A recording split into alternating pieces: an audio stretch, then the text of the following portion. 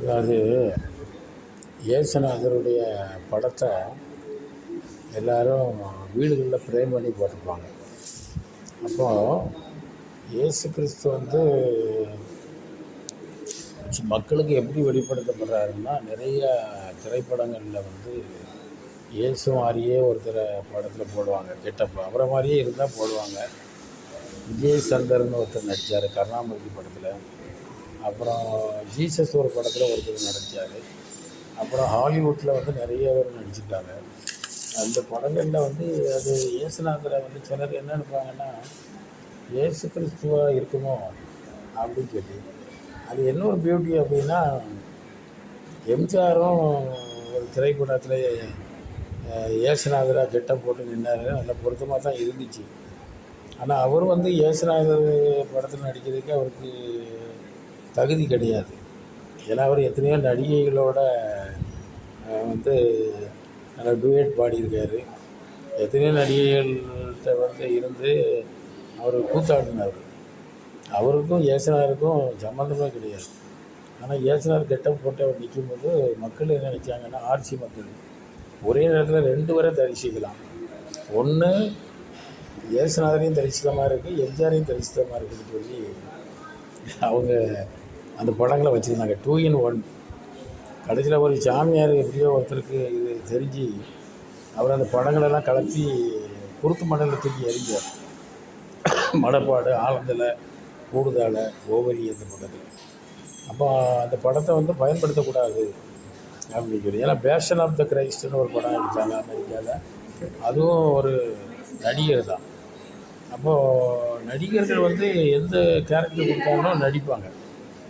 அப்போது fashion of the கிரைஸ்டில் ஒரு அடி எப்படியோ தப்பி தவறு பலகெல்லாம் முதுகில் வச்சுருக்காங்க. அதையும் தாண்டி ஒரு அடி விழுந்திருக்கு. அந்த நடிகர் துடிச்சு போயிட்டாராம். அப்போ இயேசுநாதர் 39 சவுக்கடி வாங்கியிருக்காரு. ஒன்று விடுறப்ப எனக்கு இந்த மாதிரி இருக்குது. அப்போ அவர் எவ்வளோ வேதனைப்பட்டிருக்காரு அப்படின்னு சொல்லி அவர் ஃபீல் பண்ணாராம். அது மாதிரி இந்த வேத படங்கள் இப்போ கத்தோலிக்க கிறிஸ்தவ வீடுகளில் இப்படி படங்களை வச்சுருப்பாங்க. அப்புறம் சிஎஸ்ஐ ஆகிற இயேசுநாதருக்கு நல்ல கோல்டன் கலரில் சட்டை போட்டு வச்சுருப்பாங்க. இப்படியும் வச்சு அதை தொட்டு தொட்டு கும்பிடுறது. அப்புறம் இயேசுநாதருடைய சுரூபம் வச்சுருப்பாங்க. சுரூபத்தை கும்பிடுறது, தொட்டு தொட்டு கும்பிடுறது. ஊமையான விக்கிரகங்களத்தில் மனதை செலுத்தக்கூடாதுன்னு சொல்லியிருக்காரு. இவங்க அதை நம்ம திரைப்படங்கள் நிறைய இடத்துல அதுதான் இயேசு கிறிஸ்து சொல்கிறாரு, என்னை எந்த சாயலுக்கு ஒப்பிடுவீர்கள், எனக்கு என்னை எதற்கு சமமாக்குவீர்கள், நாள் உண்டாகிறதுக்கு முன்னாலே நான் இருக்கிறேன் அப்படின்னு சொல்கிறாரு. அப்போ எந்த ஒரு உருவத்துலேயும் அவரை வந்து நம்ம இது பண்ண முடியாது. அவர் வந்து எப்படி இருக்காருன்னா, இப்படி இந்த மாதிரி சுரூபங்கள், படங்கள், விக்கிரகங்கள் எதுவுமே கிடையாது. அவர் அவராகவே இருக்கார். நானே கர்த்தர், என்னை இல்லாமல் வேறு ரட்சகர் இல்லை. ஆனால் பைபிளில் இருக்கக்கூடிய ஒரு வார்த்தைகள் வந்து தான் அது மூலமாக தான் அவர் பேசுவார். வேதம் வழியாய் பேசுவார், கனவின் வழியாய் பேசுவார், காட்சி தந்தை பேசுவார், அப்புறம் விளக்கம் தந்து பேசுவார். அப்போ ஆண்டவர் தரிசனம் கொடுத்து பேசுவார். அதை வந்து நம்ம ஒரு உருவத்துக்குள்ளே கொண்டு வரக்கூடாது. புறஜாதிகள் தான் விக்கிரகங்களுக்குள்ளும் சிலைகளும் அவங்களுக்கு ஊமையான அந்த சிலைகள் தேவை. கிறிஸ்தவர்களுக்கு தேவையில்லை. படங்கள் வைக்கக்கூடாது வீட்டில். இயேசுநாதர் படம் அப்படின்னு சொல்லக்கூடாது. இயேசுநாதர் படமே கிடையாது. நீ யாருமே அவர் ஒரு யூதன், 6 அடி உயரத்தில். அந்த யூதர்கள் நல்லா இருப்பாங்கல்ல, அப்போ இயேசுநாதர் இப்படி இருப்பான்னு சொல்லி கற்பனையில் வரையப்பட்டது, ஓவியமாக தீட்டப்பட்டிருக்கு, சிலைகளாக உருவாக்கப்பட்டிருக்கு. உலகளவில் கத்தோலிக்கர்கள் தான் நிறைய இதில் தயாரிச்சிருக்காங்க. அவர் இப்படிலாம் இருக்க மாட்டார். இயேசுநாதர் எப்படி இருப்பாருன்னா, அவர் மிகவும் இளமையாக, நீடிய ஆயுள் உள்ளவராக, பரிசுத்தமானவராக, பாவம் அறியாத ஆட்டுக்குட்டியாக இருந்தார். அப்போது சிலைகளை உண்டாக்கூடாது. கத்தோலிக்கர்கள் வந்து இன்றைக்கி என்ன பண்ணுறாங்கன்னா, நிறைய சுரூபங்கள், மாதா சுரூபம், அந்தோனியார் சுரூபம், அது இதுன்னு சொல்லி எல்லாம் வச்சு மக்கள் வந்து அவங்களுடைய கான்சன்ட்ரேஷன் இயேசுநாதரை நோக்கி போகிறத விட்டுட்டு வேறு எங்கேயும் போகுது.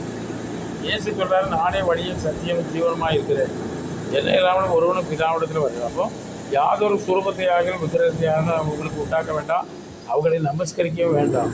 நான் எரிச்சலுள்ள தேவனாக இருந்து 2, 3, 4 தலைமுறை மட்டும் விசாரிக்கிறேன்னு சொல்கிறார். அந்த யாதொரு சுரூபம், ஆண் பெண் உருவத்தில் எந்த ஒரு சுரூபத்தையும் உண்டாக்காதுன்னு சொல்லியிருக்காரு. அதெல்லாம் மீறி இன்றைக்கி வந்து பல உருவங்களில் வணங்குறாங்க. இப்போ இந்துக்களை எடுத்துக்கிட்டால் அனிமல்ஸ் ரூபத்தில் கும்பிட்றாங்க.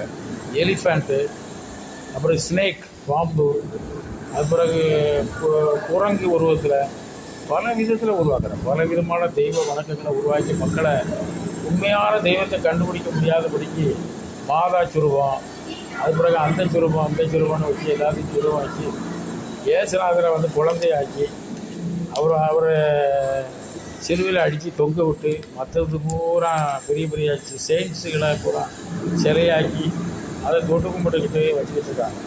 அதெல்லாம் ஆலோசனை யாதொரு சுரூபத்தையாவது விக்கிரகத்தையாலும் உனக்கு உண்டாக்க வேண்டாம், அவைகளை நமஸ்கரிக்கவே வேண்டாம், என்னைக்கு உனக்கு வேறு தேவர்கள் உண்டாயிருக்க வேண்டாம்.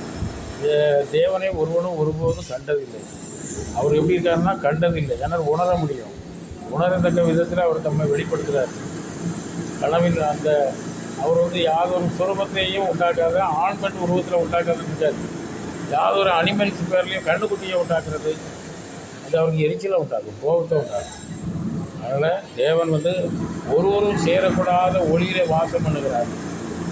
காணக்கூடாதவரும் ஒருவரும் மனிதரில் ஒருவரும் ஒருபோதும் கண்டீராதவர்.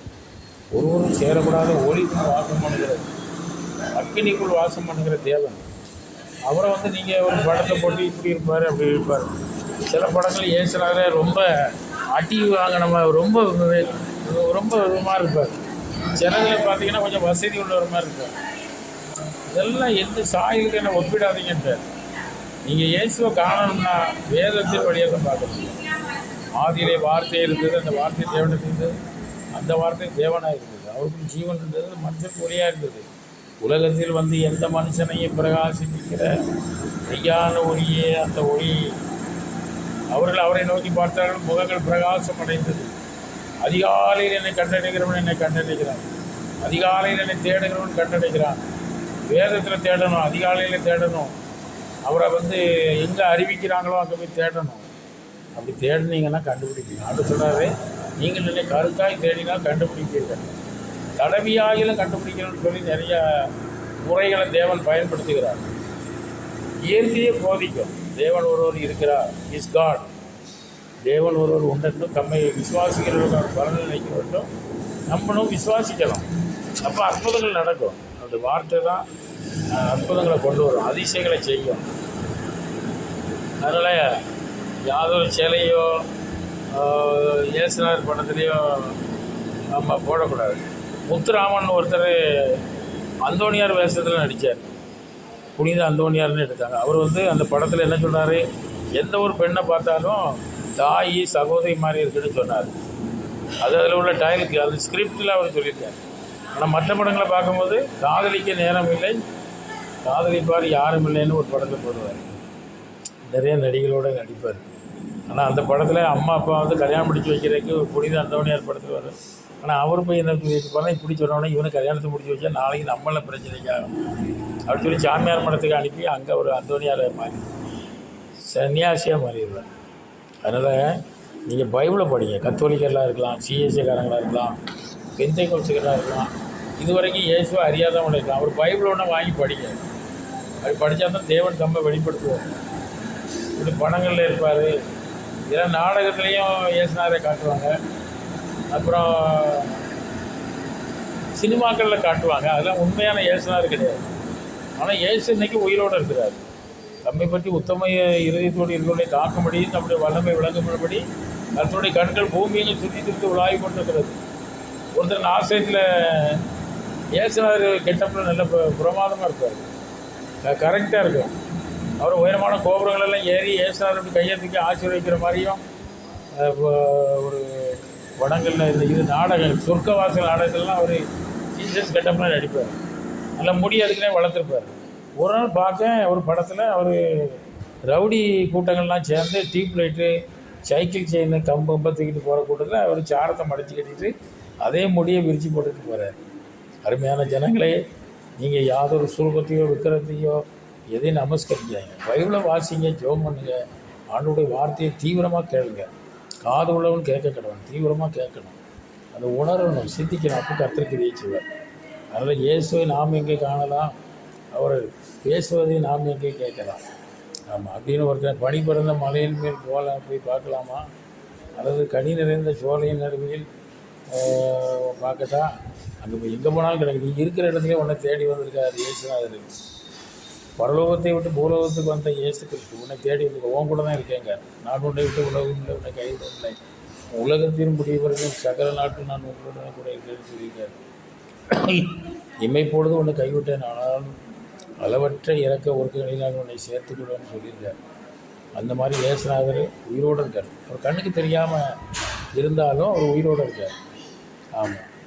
அதனால் எந்த ஒரு எம்பளமோ ஒரு பிக்சரோ அல்லது ஒரு அடையாளங்களோ நமக்கு தேவையில்லை. அப்படி நாமத்தை சொல்லி கூப்பிட்டாலே அற்புதம் நடக்கும். ஏசப்பா, நான் சில நேரம் சாவியை மறந்து வச்சுருவேன், மறந்துட்டு எங்கே இருக்குன்னு தேடிட்டு இருப்பேன். ஏசப்பா கொஞ்சம் கண்டுபிடிச்சி கொடுங்கப்பா அப்படின்னா கரெக்டாக அதை கண்டுபிடிச்சி தருவார்.